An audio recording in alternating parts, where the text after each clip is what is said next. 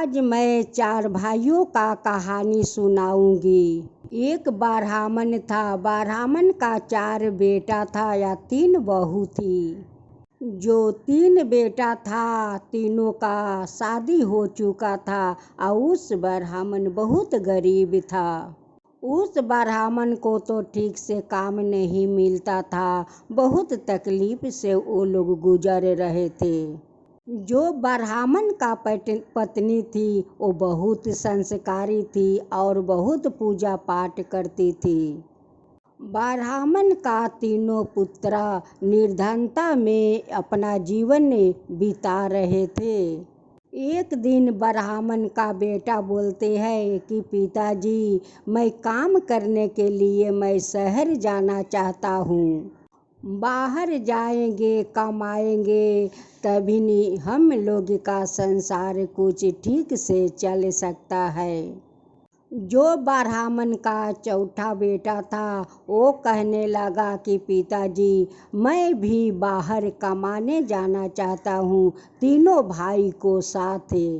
ब्राह्मण देव कहते हैं कि ठीक है बेटा, तुम लोग का जो मर्जी है बाहर जाने के लिए तो तुम लोग जाओ। पिताजी कहते हैं कि देखो बेटा, पश्चिम दिशा जाना, पूर्व दिशा जाना, उत्तर दिशा में जाना, लेकिन दक्षिण दिशा में कभी मत जाना।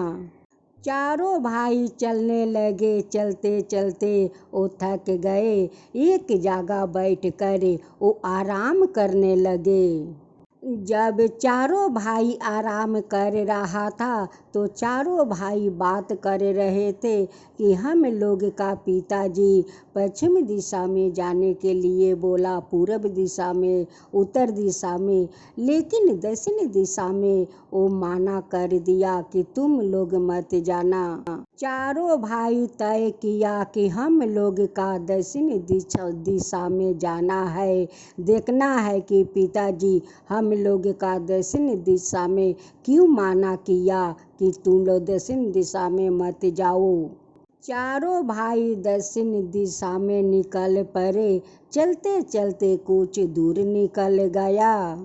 जाते जाते वो लोग एक जंगल में चले गए। वो लोग तो बहुत भूखे प्यासे थे। चलते चलते उस जंगल में तो बहुत थक चुका था। तीनों भाई अपना छोटे भाई से कहते हैं कि छोटे भाई, जरा तुम गाछ पर उठकर देखो, अगर कहीं रहने का कुछ ठिकाना मिल जाता है तो हम लोग वही गुजार लेंगे। अगर कोई गाछ मिले या झोपड़ी मिले वहीं पर चलकर हम लोग रात गुजार देंगे। चारों भाई का बात सुनकर छोटा भाई तो गाछ में उठ गया। देखता है कि एक जंगल में एक छोटा सा झोपड़ी दिखाई पड़ा। कहने लगा कि भैया, एक जंगल में झोपड़ी दिखाई दे रहा है। चारों भाई वहाँ पर जाकर देखता है कि झोपड़ी का उस घर में एक लड़की बैठी हुई है। वो लोग वहाँ पर जाकर बोला कि ये सुंदरी, यहाँ पर रहने के लिए मुझे झोपड़ी मिलेगा। पहले तो उस लड़की देख कर हंसी, बाद में रोने लगी और सोचने लगी कि ये चारों कितना सुंदर राजकुमार का तरह है। मैं तो एक दानव का बेटी हूँ, अब पिताजी आएंगे तो इस चारों को खा जाएंगे। उस लड़की ने कहती है कि ये लोग का मरते हुए नहीं देख सकती हूँ। वो लड़का कहते हैं कि क्यों पहले तुम हंसती हो बाद में रोती हो। हंसी मैं इसलिए कि तुम चारों का उम्र कम है और मेरा पिताजी तो एक दनवा है, वो शिकार करने गया है, अगर आ जाएगा तो तुम लोग का खा जाएगा, उसलिए मैं रोने लगी। इसलिए मैं रो रही हूँ कि मैं नहीं चाहता हूँ कि काल का तुम लोग भोजन बनो और मेरा पिताजी का मृत्यु बन जाओ। चारों कहने लगे कि देखो, हम लोग तो एक भूखे प्यासे हैं। आज रात हम लोग का रहने दो। एक रात के तो बात है, कल सुबह होते हम लोग चले जाएंगे। उस लड़की ने सोचने लगी और सोच विचार करते हुए चारों भाइयों को तोता बना देती है और तोता बनाकर एक पिंजरा में डाल देती है। दानव का आने का तो समय हो गया था। फिर सब हिल रहा था, पंछी सब चिहुक रही थी। लगता है कि दानव वो झोपड़ी की तरफ आ रहा है। उसलिए चारों भाई को तोता बना देती है और पिंजरे में रख देती है। दानव कहने लगा कि मैं मनुष्य खाऊंगी, मैं मनुष्य खाऊंगा, मनुष्य का महक आ रहा है। बेटी कहती है कि पिताजी, मैं ही तो एक मनुष्य हूँ, मुझे खा लीजिए। उनकी पिताजी कहने लगे कि नहीं, यहाँ पर कोई मनुष्य है, मनुष्य का महक आ रहा है।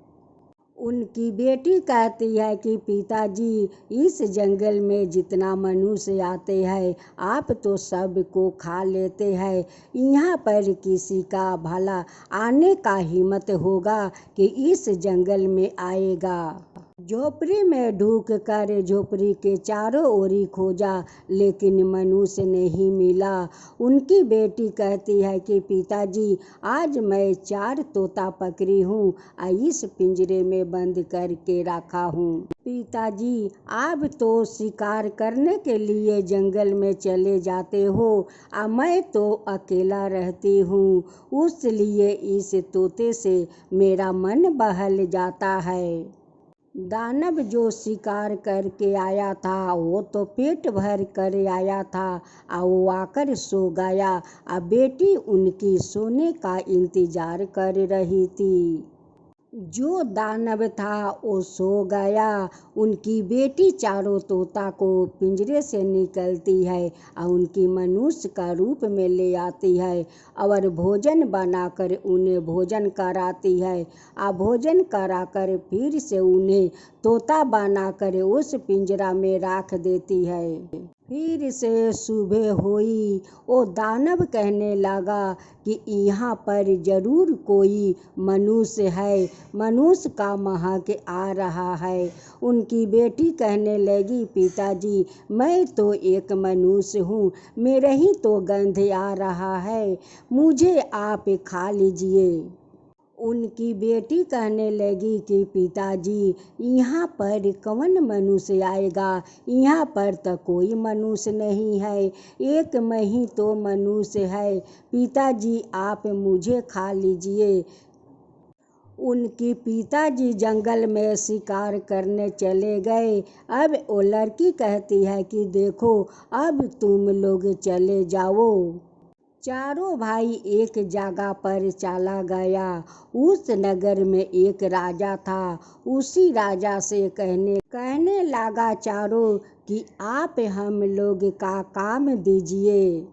वो चारों भाइयों काम मांगने लगा और उस राजा ने वो चारों का काम दे दिया। राजा किसी को रसोई का काम देते हैं तो किसी का घर साफा करने के लिए देते हैं, किसी को फौज में भर्ती कर देते हैं। इसी तरह चारों भाई को काम मिल जाता है। ऐसे चारों भाई काम करने लगा। कुछ धन वो लोग कमाकर इकट्ठा कर लिया था।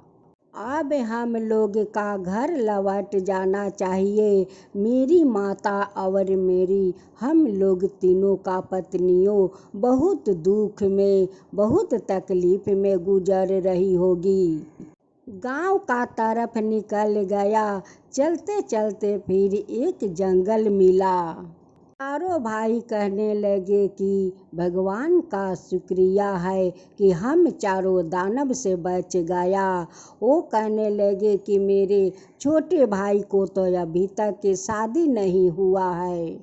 जिस भाई को अभी शादी नहीं हुआ था वो कहने लगा कि मैं उस लड़की का का पास जाऊंगा। भाई तीनों बहुत माना किया, लेकिन माना करने पर वो नहीं माना। उस लड़की का पास चला गया। उस जंगल में लड़की का पास पहुंच जाता है। जब लड़की उस लड़का को देखती है, कहती है कि फिर से तुम यहाँ क्यों आ गए। वो लड़का कहते हैं कि नहीं, तुम हम लोग का जान बचाई है, मैं तुमसे शादी करना चाहता हूँ। उस लड़की कहने लगी कि देखो, मेरे पिताजी मनुष्य के साथ मुझे शादी नहीं करेंगे। अगर तुम चले जाओ, नहीं जाओगे तो मेरे पिताजी तुम्हें खा जाएंगे। उस लड़का ने कहने लगा कि नहीं, मैं यहाँ से कहीं नहीं जाऊँगा। उस लड़की ने फिर से उस लड़का का तोता बनाकर उस पिंजरे में रख देती है। फिर दानव आता है या उसी के तरह कहता है कि मैं मनुष्य खाऊंगा, मैं मनुष्य खाऊंगा। फिर बेटी कहती है कि पिताजी, मैं ही तो मनुष्य हूँ, आप मुझे खा लीजिए पिताजी, यहाँ पर कोई मनुष्य नहीं है। दानव आकर फिर से सो गया। और जो लड़का का उनकी लड़की तोता बनाई थी, फिर से उन्हें मनुष्य बना दिया। जो लड़का वहाँ पर गया था, वो लड़का कहता है कि तुम यहीं पर बैठो, मैं तुम्हारा पिताजी से बात करके आता हूँ। उस लड़की ने उस लड़का को बहुत बुझाई कि देखो, मेरे पिताजी उठेंगे तो तुम्हें खा जाएंगे। लेकिन उस ब्राह्मण का लड़का तो बहुत चतुर था। जब दानव के लड़की अंदर चली गई तो उस ब्राह्मण का लड़का एक खंजर छुपाए हुए लाए थे। उसी खंजर से वो वार करने लगे। वार करने लगा और दानव मर गया। दानव का लड़की ब्राह्मण का लड़का से कहती है कि ये तुम क्या किया, क्यों पिताजी को मार दिया। वो ब्राह्मण का बेटा कहते हैं कि वो तो दानव था, उसलिए मैं उसे मार दिया। ब्राह्मण का लड़का कहता है कि मैं तुमसे शादी करना चाहता हूँ। वो कहती है कि नहीं, मैं शादी नहीं करूँगी, तुम अपना घर लौट जाओ, मैं तुम्हें कुछ उपहार देना चाहती हूँ। उस लड़की ने उस लड़का का एक पुतला देती है। जो पुतला का जो बोला जाता है वही करता है। अगर कहता है कि तुम उसे नाच गाना करके उसे मन बहला दो, तब पुतला नाच गाना करने लगता है और उसका मन बहलाने लगता है। लड़की उस पुतला से कहती है कि आज से उसी लड़का का पास रहना, आज से तुम उसके पास चले जाओ। जब पुतला उस लड़का के पास से चले जाते हैं, वो लड़का पुतला से कहता है कि देखो, उस लड़की से मुझे शादी करवा दो। उस लड़की का साथ ब्राह्मण का लड़का शादी कर लेते हैं और पुतला से कहते हैं कि देखो, नाच गाना करो और उस लड़का का मन बहलाओ। वो पुतला नाच गाना करने लगता है और उस लड़का का मन बहलाने लगता है। लड़की कहती है उस लड़का से कि अब तुम अपना गांव लौट जाओ।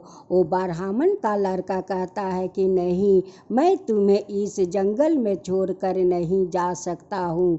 वो तीनों भाई अपना घर लौट कर जाता है तो ब्राह्मण और ब्राह्मणी देखकर बहुत खुश हो जाती है।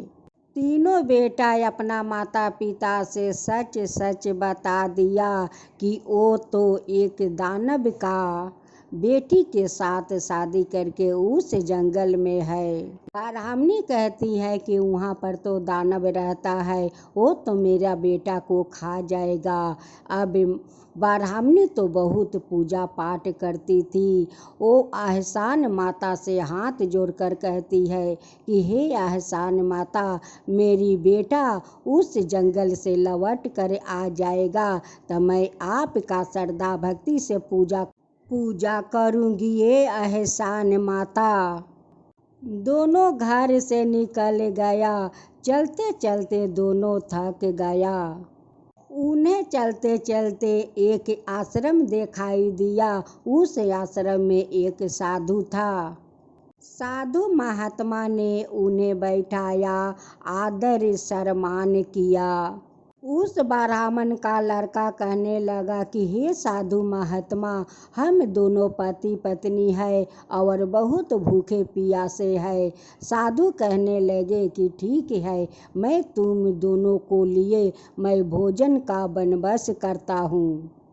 ब्राह्मण का बेटा कहने लगा कि हे साधु बाबा, इस जंगल में आप भोजन का बंदोबस्त कहाँ से करेंगे। वो साधु बाबा कहने लगे, इस झोला जो है, इस झोला जादू के है।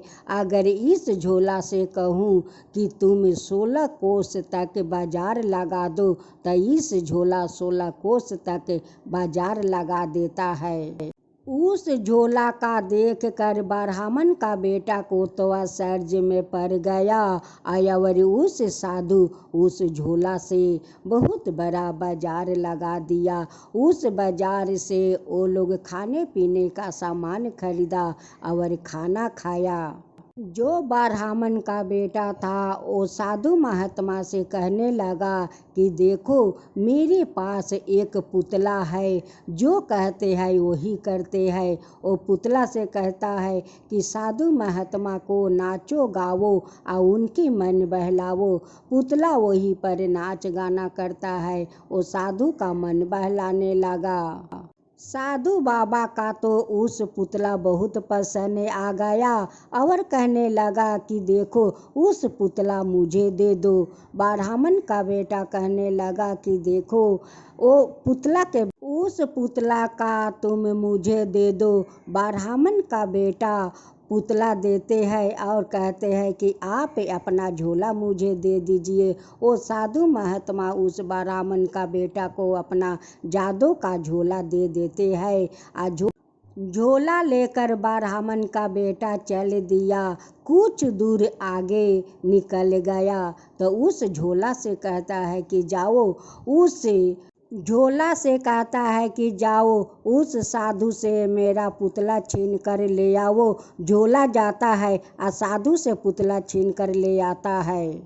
ब्राह्मण का बेटा का पास वो जादू का झोला भी मिल गया, पुतला भी जादू का मिल गया। और जितना धन कमाया था वो सारे धन और जितना दानव वो लूट कर वो सारे धन अपना घर में इकट्ठा किया था, वो सारे धन लेकर वो आपस अपना घर आ गया। उनकी माँ अपना बेटे को नज़र उतारी, अपना बहू को बहुत अच्छे से स्वागत की और घर में अंदर ले गई। जब शाम को समय हुआ, सभी को खाने का समय हो गया, तो उनकी छोटे बेटा कहते हैं कि आज घर में कोई खाना नहीं बनेगा। उसने झोला से कहा कि देखो, 16 कोस तक बाजार लग जाओ। और 16 कोस तक बाजार लग गया और खाने पीने का सामान वो लोग उस बाजार से खरीद लिया। उस ब्राह्मण का बेटा उस पुतला से कहते हैं कि जाओ सारा घर का सर सफाई कर दो। वो पुतला जाकर सारा घर को सर सफाई कर देता है। फिर कहता है कि हम सभी को तुम मनोरंजन करो। और पुतला सभी को मनोरंजन करने लगता है। लेकिन वो अपना माता पिता को इस राज के बारे में नहीं बताया। जब उसका दरकार पड़ता तभी उस झोला से कहता और बाजार लग जाता और वो खरीदारी कर लेता। लेकिन इस राज के बारे में किसी को नहीं बताता। उनकी माँ कहने लगी कि अब तो हम लोग अमीर हो गया। चारों बहू मिलजुल कर रहने लगी। कहने लगी माँ कि अब तो हम लोग का घर में इतना सारा धन भर गया, हम लोग अब मिलजुल के रहने लगे। वो सभी सासू माँ या उनकी चारों बहू मिलकर एहसान माता का पूजा करती है। अब तो उनके घर में धन दौलत भी भर गया। वो कहने लगी कि अब हमारा घर का धन कभी ख़त्म नहीं होगा। और वो लोग का घर में तो कभी लड़ाई झगड़ा नहीं हो रहा था, क्योंकि उस घर में तो कुछ के कमी नहीं था कि झगड़ा लगेगा। जब कमी होता था तो उनकी छोटे बेटा उस कमी को पूरा कर देते थे उस जादू का झोला से। सभी लोग अपना परिवार में खुशी से रहने लगे, खुशी से हंसने खेलने लगे और अपना संसार करने लगे और सारा दुख तकलीफ वो लोग का दूर हो गया। अगर हमारा कहानी आप लोग का अच्छा लगा हो तो मेरे चैनल को सब्सक्राइब कीजिए और मेरे वीडियो का लाइक कीजिए।